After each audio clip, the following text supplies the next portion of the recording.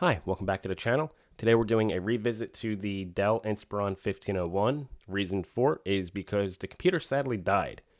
After the CPU upgrade and maybe about 6 months or a year with the SSD with Windows XP and Windows 11 on it, eventually it just gave out. I'm not sure if it was the CPU or the motherboard, which I'm leaning towards motherboard because even the stock CPU does not work.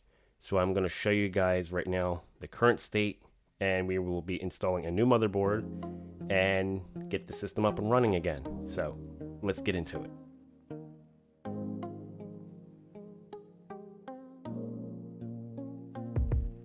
All right, so you can see right here we have a bare bones system right here. So I know this system inside and out, and I can take it apart relatively quickly.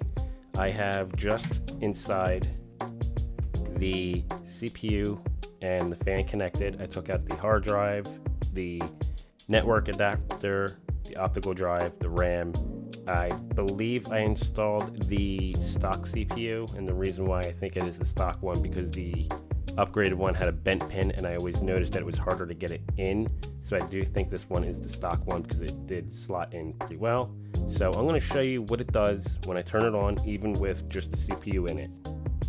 Alright, so you can see right here we have the monitor hooked up. I'm going to press the power button. So normally you would hear an optical drive sound after the fan spins up. The BIOS screen does turn on relatively quickly, and you can see it is a black screen. Eventually the fan will go to 100 and then turn itself off. The only light that is on is the power light. And this is what happens with both CPUs in it. When I take the CPU out, it does light up all the lights up here and doesn't turn on. So that's why I'm indicating that it's more than likely the motherboard that did die.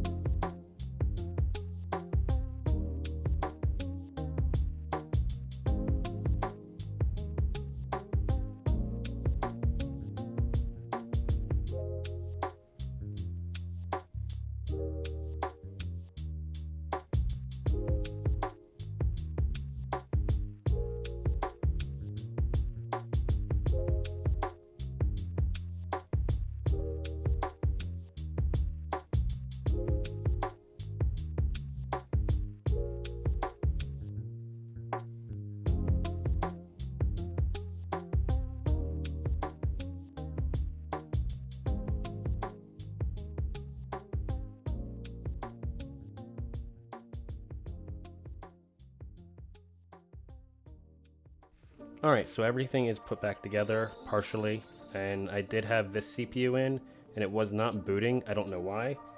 It did boot, and I don't want to leave it on too long because I do want to add new thermal paste. You can see the lights go on, monitor turns on, and it goes right to the BIOS, and then because there's no hard drive, it doesn't do anything. So I'm very happy with that. So now I can assemble it and then show you guys the final result. Although this system came out in 2006, the version I have released in 2007, pretty much identical. The Dell Inspiron did come with an integrated ATI Radeon Express 1150 graphics with 128 megabytes of VRAM, which is good enough for older games, nothing too powerful. And that's what I like about it, because of a lot of the games that I was growing up around that time, 99, 2000, I could easily just pop in and play without any issues. The CPU was powerful enough, so the trade-off of having a gaming tower, a retro one at least, was not needed because of the laptop's capability, and I could just play the games, no issue. The everyday use of the system, despite being a hard drive and a slow one, a 5400, wasn't the best after using Windows Vista 7.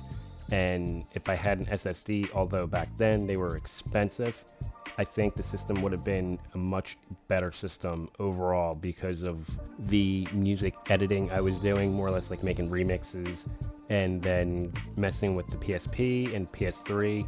When I was doing certain things with that, it was just working. It was plug and play and good to go. Although having an SSD in it would have made it much better.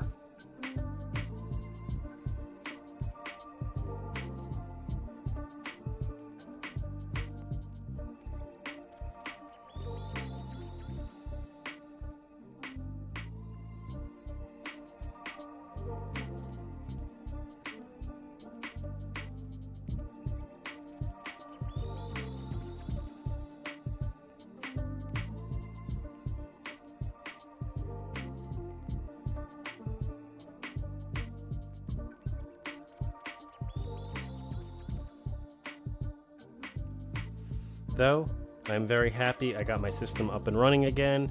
A little bit of glitches here and there trying to get it started, but I am happy. So with that, leave your comments down below. Let's have a discussion, and I'll see you in the next one.